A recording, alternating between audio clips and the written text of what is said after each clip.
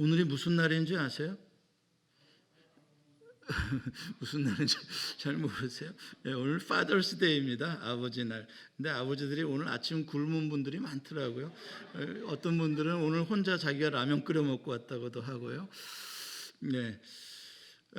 노인정에서 60대 노인이 눈에 멍이 들어가지고 왔다는 거예요. 그래서 자네 왜 이렇게 눈에 멍이 들었나? 누구랑 싸웠나? 그랬다. 아니요. 반찬 투정하다가 맞았어요. 그 소리 듣고 또 70대 아주 할아버지가 저쪽에 머리를 푹 숙이고 있더라는 거예요. 그래서 왜 그러고 계셔요? 그랬더니 그분도 얼굴을 드는데 여기가 또 파란 거예요. 왜 그러셨어요? 넘어지셨어요? 나는 밥 달라 그러다가 맞았어. 80대 할아버지는 저기서 고개를 더 못 드셔. 그래서 어르신 거기서 뭐 하세요?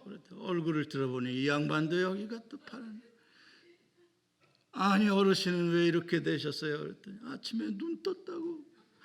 근데 참 남자로 살아가기 참 어려운 그런 때입니다. 어떻게 해야 아내에게 인정을 받고 어떻게 해야 아내에게 좀 안전하게 좀 이혼 안 당하고 끝까지 살아볼 수 있을지 참 아슬아슬합니다. 오늘 성경에 보면은 간음하다가 현장에서 잡힌 여자가 지금 끌려오는 이야기입니다. 3절에 보면 그 여자를 끌어온 사람들이 누구냐 하니까 서기관들과 바리새인들이 끌어왔다라고 말합니다. 서기관들과 바리새인들이 누군가? 그들이 왜 그 여자를 이 성전에 그 사람들이 많은데 예수님 앞에 끌어왔을까? 여기서 우리가 좀 생각해 보십시다. 이 서기관들과 바리새인이 무슨 마음을 먹고 무슨 의도를 가지고 이런 행동을 하는 것일까? 그들의 속을 좀 들여다봅시다. 그들이 당대에 그래도 최고로 하나님을 잘 믿는다고 그렇게 자랑하는 사람들 아니겠습니까? 왜 이런 짓을 했을까? 만약에 당신들 왜 이러시오? 누가 묻는다면 그들이 뭐라고 답을 했을까요? 이 여자가 간음하다가 잡혔다지 않소? 이런 여자를 그냥 놔뒀다가는 우리 민족이 말이지 하나님께 벌을 받을 것이고 풍기가 문란해질 것이고 우리 민족은 하나님의 법을 지켜야 하는 민족인데 이런 여자들이 이렇게 법을 어기게 놔둬서야 되겠어? 바르게 우리 민족이 하나님을 믿게 하기 위해서는 이런 여자들을 혼을 내줘야 됩니다. 아마 그렇게 대답했을 거라고 생각합니다. 듣고 보면 맞는 말이죠. 나쁜 의도는 없지 않습니까? 자, 그런데 문제는 목적은 그렇다 치고 그들이 하는 방식, 그들이 하는 지금 방법, 이 과정을 한번 생각해 보십시다. 이 과정은 뭔가 너무 좀 비열해요. 가늠한 현장에서 여자만 잡아온 것도 미심쩍습니다. 사실은 남자에게도 더 중요한 죄를 물어야 하는데 왜 남자는 잡아오지 않았을까? 또 굳이 그녀가 간음하다 현장에서 잡혔다고 고발이 들어오면 서기관은 검사의 역할을 하는 거니까 산헤드린에 가서 그 여자에 대한 판결을 받아서 자기네들의 법대로 처리하면 그만이에요. 거기서. 근데 왜 굳이 이 여자를 성전 안에 사람들이 많은 데까지 그 예루살렘 길거리를 다 통과해서 그 여자를 끌고 왔냐 이 말이에요.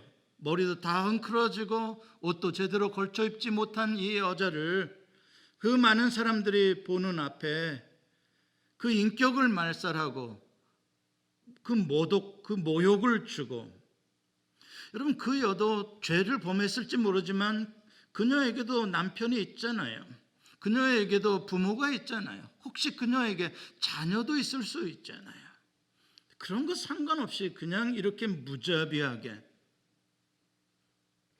그녀를 꼭 여기다가 끌어와서 많은 사람들 앞에 선동을 해야 할 이유가 무엇이냐 이 말입니다. 뿐만 아니라 이들에게는 흉계를 감추고 있어요. 지금 오늘 성경에 보면은 이렇게 하는 목적은 사실 예수님을 고발할 조건을 찾으려고, 그래서 예수님을 고발해서 하나님의 말씀을 전하지 못하게 하거나 아니면 죽이려고, 지금 그거를 교묘히 숨기고 아주 거룩한 양, 그 여자를 데리고 오는 거예요. 여러분, 이 사람들이 하는 방식이 너무 야비하지 않습니까? 아무리 좋은 목적이라고 하더라도 이러한 비인격적인 악랄한 방법을 쓰는 것은 이건 양아치만도 못한 거예요. 여러분, 우리 하나님께서 받으시는 것은 목적만 좋다고 받으시는 게 아니에요. 과정도 방법도 선해야 받으시는 거예요. 어떻게 이런 게 최고의 신앙이고 이런 게 하나님의 율법을 잘 지킨다는 것입니까?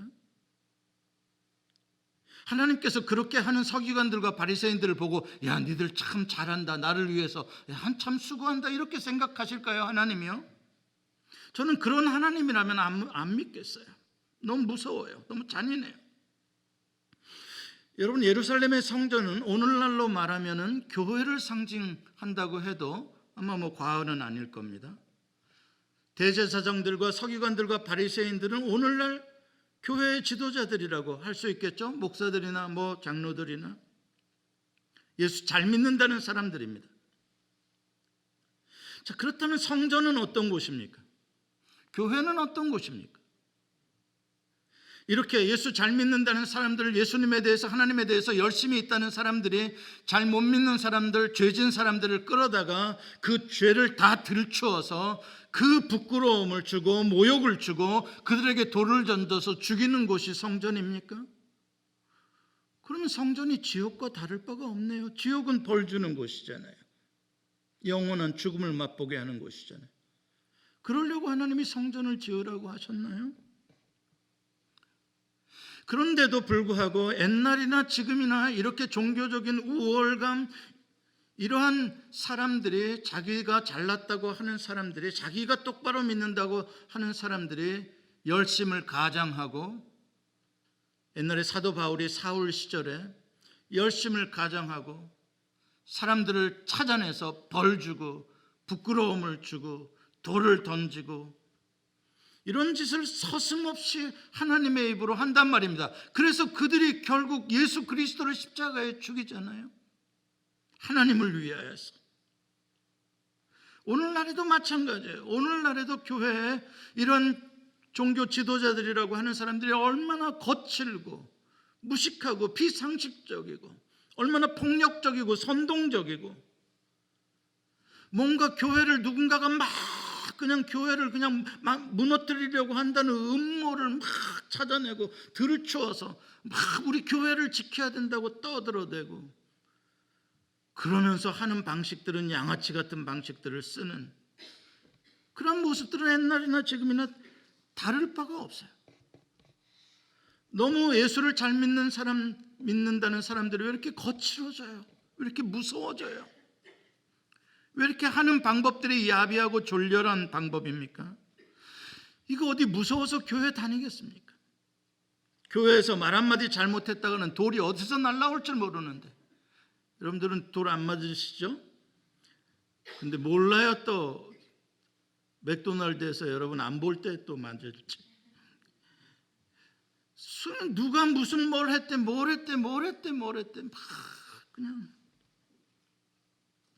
이러한 사람들에게 예수님께서 한 말씀 하십니다. 너희 중에 죄 없는 자가 먼저 돌로 치라. 이건 우리가 수없이 들었던 말씀입니다. 너희 중에 죄 없는 자가 먼저 돌로 치라. 무슨 뜻입니까? 너는 다른 사람에게 돌 던질 수 있는 자격이 있니? 예수님의 말씀은 그럴 사람이 없다는 거예요. 그런 자격을 가진 죄 없는 사람이 없다는 거예요. 저 여자의 죄나 너의 죄나 다 같다는 거예요. 예수님의 말씀. 이 세상에 아무도 없다는 거예요. 네가 완전하니? 저 사람을 저렇게 유혹하고 돌 던질 수 있니? 아니라는 거죠.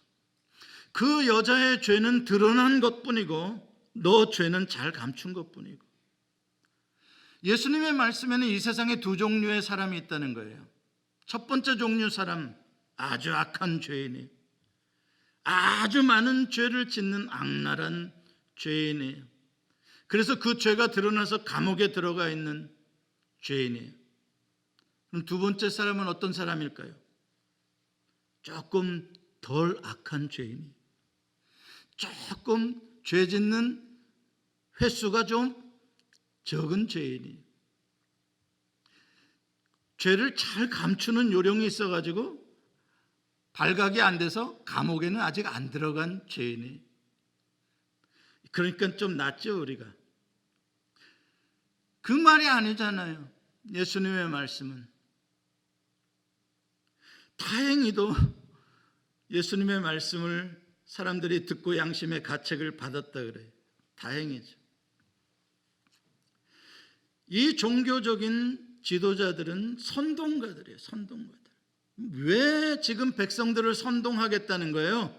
법을 잘 지키는 나라를 만들겠다는 게 아니라 자기들의 리더십을 세우고 예수님의 리더십을 깎아버리겠다는 거예요. 목적은 거기 있어요. 자기들이 영광을 받고자 하는 거예요. 예수님에게로 영광이 넘어가는 것을 시기하고 질투하는 거예요. 그런데도 그것도 모르고 사람들은 그냥 와 저 여자 죽여라, 뭐 음행하다가 현장에서 잡혔대, 저 봐라 그러면서 막 돌을 들고 난리를 치는 거예요. 이런 가운데 오직 한 분만이 완전히 침착하시고 전혀 서두르지 않으시고 전혀 놀라지 않으시고 가만히 계시는 분이 계십니다. 아무리 옆에서 자극을 하고 뭐라고 말을 해봐라, 어떡할까 막 해도 가만히 잠잠히 계시는 분. 누구세요? 예수 그리스도. 어떻게 예수님은 그러한 분위기 속에서 그렇게 지극히 침착하실 수 있을까요? 다 아시는데 예수님 다 알고 계세요. 왜 서기관들과 제사장이 저렇게 난리를 치는지, 사람들은 왜 저렇게 선동질을 당해가지고 돌을 들고 저러는지, 저 여자가 왜 음행을 했는지 예수님은 다 아셔요. 놀랄 일이 아니에요. 예수님. 여러분, 하나님은 놀라지 않으십니다. 우리는 놀라도요. 하나님은 다 알고 계세요. 예수님은 우리가 다 죄인이라는 것을 알아요. 여러분, 죄인이 죄를 지면 굉장히 놀랄 일인가요? 아니, 이건 당연한 거예요. 죄인이 죄를 짓는데 뭐 이렇게 놀래요? 하나님은 우리가 죄인임을, 우리가 진토임을 아세요. 우리가 죄를 져도 하나님 놀라지 않으세요. 그런데 사람들은 그냥 호들갑을 떨어요. 어머머머 저렇다네 저렇다네 저렇다네 호들갑을 떨어요. 자기는 마치 태어날 때부터 죄랑 상관없이 태어난 것처럼 그래요. 정말 어리석은 착각이죠. 다행히 예수님의 말씀을 듣고 어른들로부터 젊은이들에게 이리까지 하나씩 돌을 내려놓고 그 자리를 떠났다 이야기를 합니다. 여러분과 저도 뭔가 양심의 가책이 느껴지기를 원합니다. 혹시라도 내가 누군가에 대한 가십을 하고 말을 하고 우월감을 갖고 지금도 내가 누군가를 향해서 분노의 돌을 들고 있다면 내려놓으십시다. 주님이 보시기에는 다 똑같아요. 오히려 돌을 들고 있는 자들은 자기를 속이는 자예요. 자, 이제 마지막 클라이맥스의 장면이 나옵니다. 마지막 클라이맥스의 장면은 사람들이 다 떠나고 조용해진 가운데 예수님과 여자만 남아있는 9절 끝절 부분이에요. 9절 끝부분에 보면 오직 여자와 예수만 남았다. 둘만 남아있어요. 이제 클라이맥스. 예수님이 과연 이 여자에게 뭐라고 말씀하시며 이 여자를 어떻게 대할 것인가? 여자는 떨리겠죠. 아마 여자도 그렇고 예수님도 그렇고 사람들이 다 떠난지 안 떠난지 보지도 않는 것 같아요. 10절에 보면 예수님께서 둘러보시고 사람들이 없는 것을 보시고 여자에게 말을 했다라고 10절에 되어 있는 걸 보면 예수님도 그렇고 이 여자도 그렇고 고개를 들지 않고 있었던 것 같아요. 이 둘만 남았어요. 예수님께서 그녀에게 첫 번째 말을 하십니다. 10절에 여자여 너를 고발하던 그들이 어디 있느냐? 너를 정죄한 자가 없느냐? 한번 봐라. 주위를 둘러봐라. 이게 제일 먼저 하신 말씀이에요. 그 여자를 향해서 너 왜 그런 죄를 졌니? 말씀하시잖아요. 제일 먼저 뭐 했다고요? 야, 둘러봐라. 너를 고발하던 자들, 너를 향해서 돌을 던지고 죽여라고 하던 자들이 지금 있냐? 여자가 보니까 주여 없나이다. 여러분 이게 무슨 뜻이겠어요? 왜 예수님께서 이걸 제일 먼저 말씀하시겠어요? 뭘 제일 먼저 확인해 주고 싶으셨던 거예요? 이 여자에게 You are safe now. 너 불안해하지 마라. 두려워하지 마라. 너는 지금 안전하다. 너는 지금 안전해. 어느 누구도 너를 향해 돌을 던지지 않아. 내가 너를 지켜주잖니.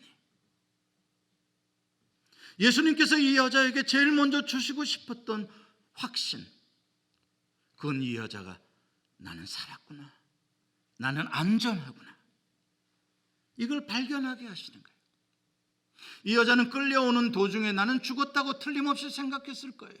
아니 이미 정신적으로는 죽음을 경험했을 겁니다. 어떻게 맨정신에 거기에서 그렇게 사람들 앞에 가늠한 여자라고 쓸 수가 있겠습니까? 그런데 이 여자 죽지 않았어요. 그 엄청난 모욕과 위협과 공격 가운데에서도 이 여자는 살았어요. 살은 정도가 아니라 안전해요. 아무도 이제 이 여자를 고발할 수도 없고 돌을 던지지도 않아요.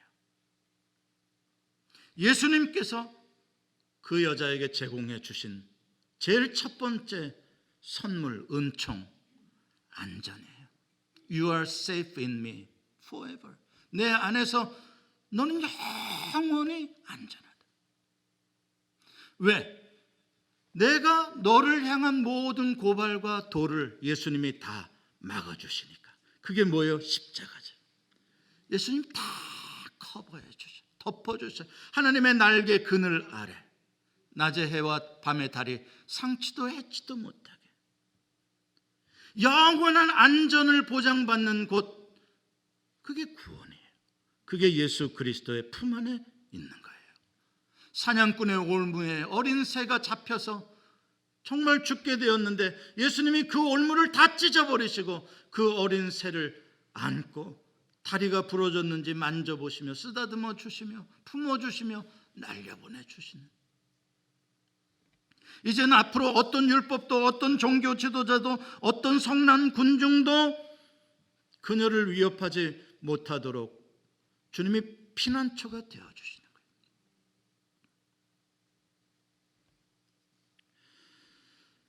로마서 8장 1절과 2절에 우리들의 영원한 안전에 대해서 이렇게 사도 바울은 말씀합니다. 같이 읽습니다. 시작.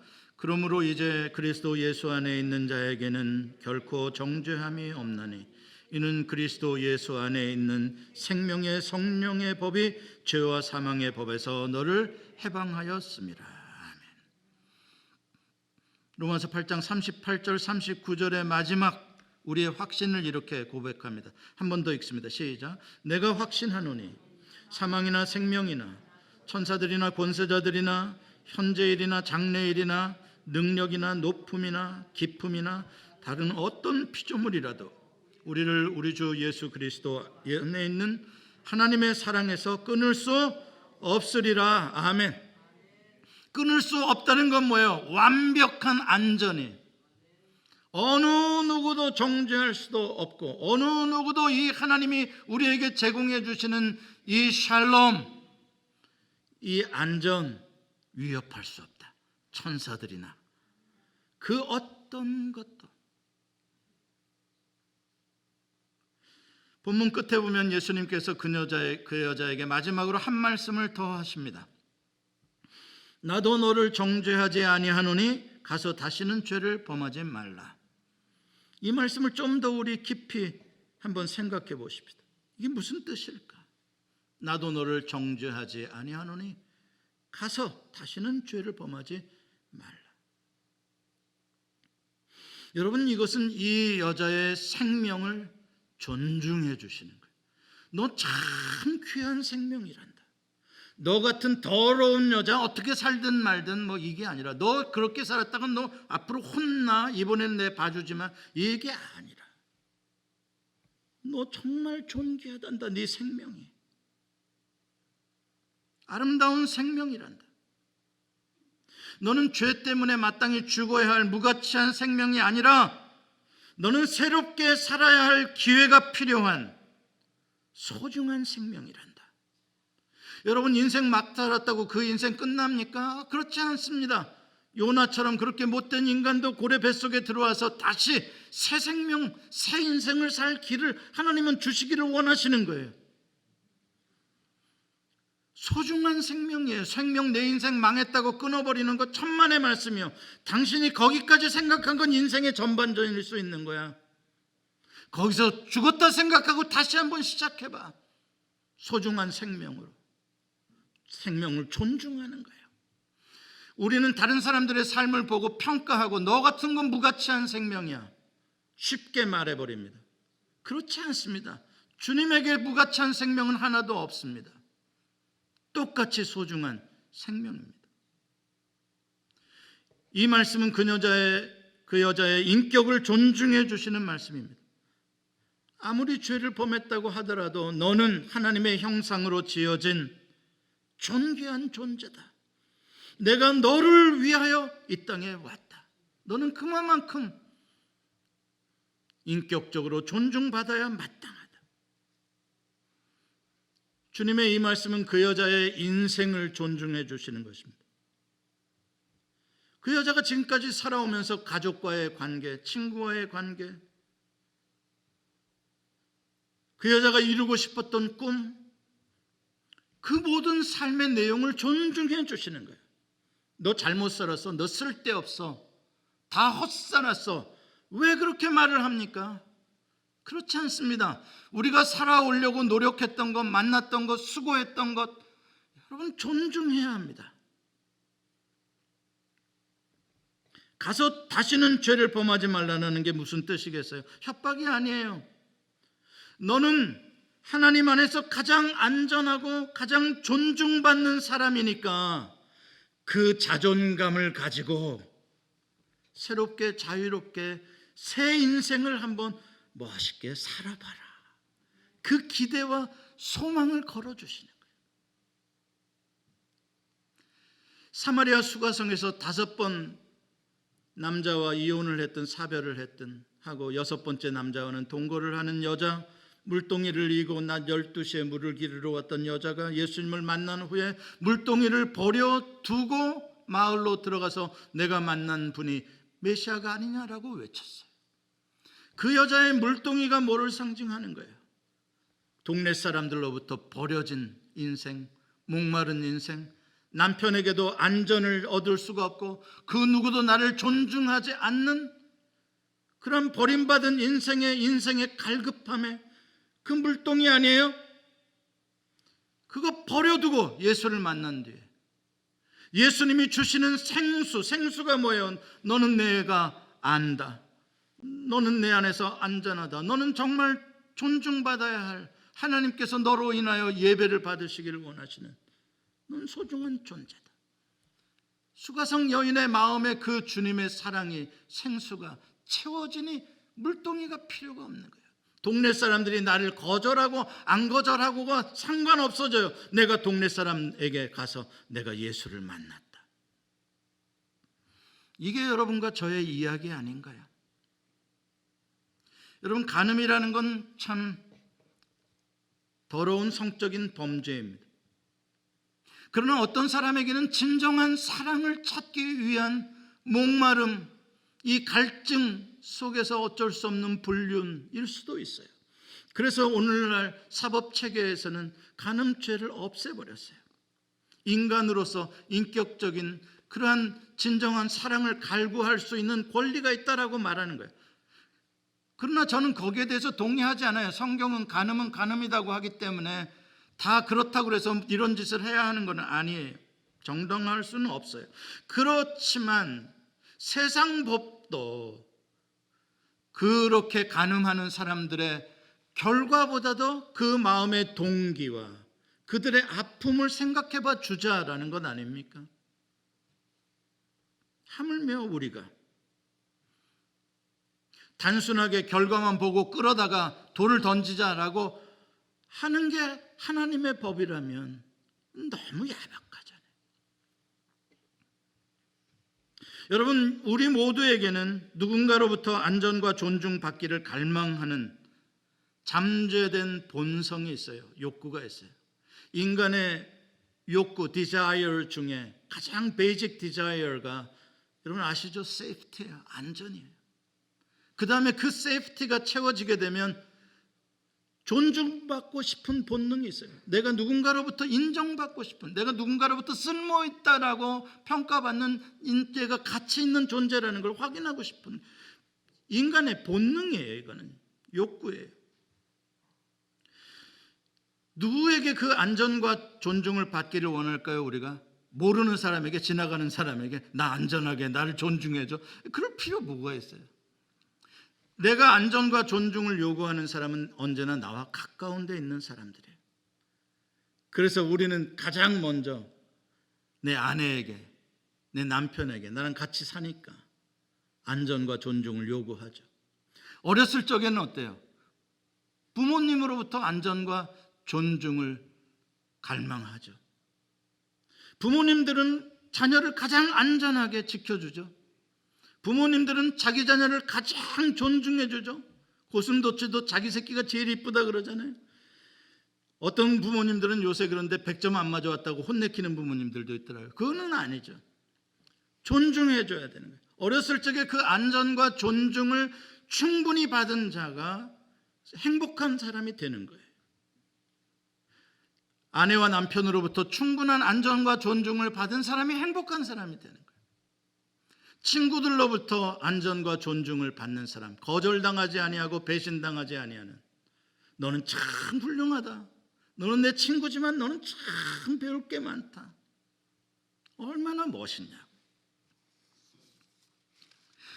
왜 그렇게 우리가 안전과 존중에 대해서 목말라 하는가? 우리 모두가 다 연약하기 때문이에요.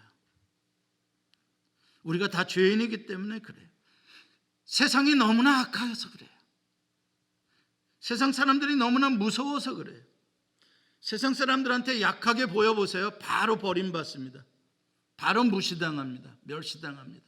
돈 좀 없다고, 못 배웠다고, 가난하다고, 약하다고 세상 사람들 바로 무시.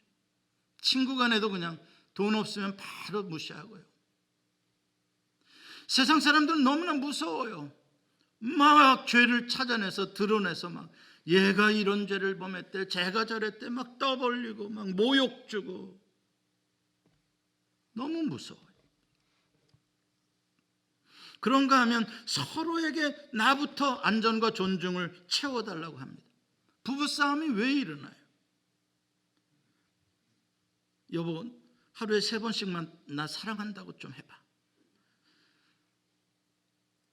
뭐 그렇게 남편한테 사랑한다 소리 3번 들으면 행복하겠어요? 그걸 안 해주면 불행한 아내예요? 나부터 뭔가 좀 받고 싶어요, 자꾸. 그러다 보면 사람들이 나에게 그걸 제공해 주지 않으면 캬바레에서 내가 안전과 당신을 존중합니다, 당신은 60살 먹은 아줌마인데 30대로 보입니다. 아, 나를 존중해 주는구나, 드디어. 큰일 나죠. 큰일 나죠. 여러분, 인생이 왜 불행한 줄 아십니까? 안전과 존중이라는 절대적인 요구가 채워지지 않기 때문에 그래요. 결혼을 했는데도 나는 행복하지 않는가? 예, 맞아요. 아마 당신의 아내가, 당신의 남편이 안전과 존중을 다 채워주지 않다는 것을 본능적으로 느끼기 때문일 거예요. 까딱 잘못하면 이 남자가 나랑 이혼하자고 할 수도 있어. 내가 미국 왔는데 영어 못한다고 나를 무시하네. 내가 뭐만 하려고 그러면 당신이 뭐 한다 그래 그러네. 행복할 수가 없어요. 남자들도 마찬가지예요. 아내들한테 너무 혼나요. 왜 혼나요? 말 안 듣는다고요. 우리가 무슨 어린애들도 아닌데 왜 이렇게 당신은 내가 말하면 안 들어, 말을 안 들어. 맨날 혼나요.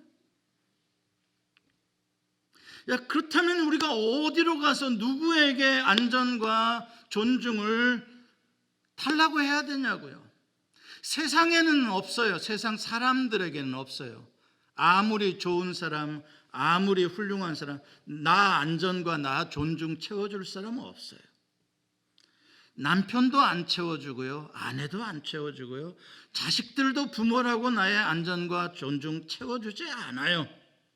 사람에게 가서 구하면 다 실패해요. 실망해요. 그래서 우리는 하나님이 필요한 존재라는 거예요.